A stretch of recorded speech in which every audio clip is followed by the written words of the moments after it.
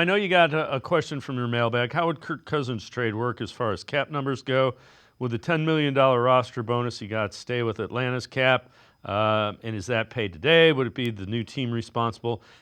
Before you answer that, let's take a look. Is today, it's being reported that after what he went through last year, which is where he signed a big contract and then they drafted Michael Penix, he won't waive his no trade clause until after the draft, being Kirk Cousins.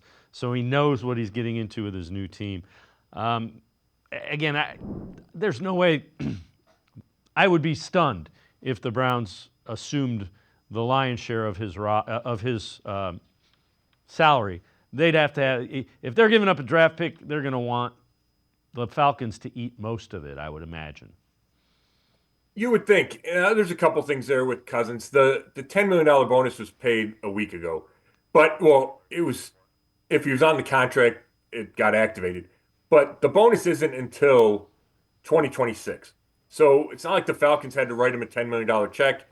The bonus becomes, I think, payable in March of 2026. And then another team had him on the roster by then, I think that team could be responsible for it. So I don't think it was this huge milestone where the Falcons had, if they kept him on the roster, that meant he was there for good. But then he is due $27.5 million in 2025 salary. And if the Browns traded for him, they would assume that salary. Just a straight up trade, the Browns would assume that salary. And it's so much different than if the Falcons cut him, like was the original assumption. You could sign him for the league minimum. He would still get to 27.5 million total, and the Browns would only be on the hook for the veteran league minimum. Well, this is $26 million more. So I don't think they would take that on either. You'd have to get the Falcons to eat part of that, and they might be willing to do that. They might think it's a big enough hassle. We don't want him as the backup. He doesn't want to be here.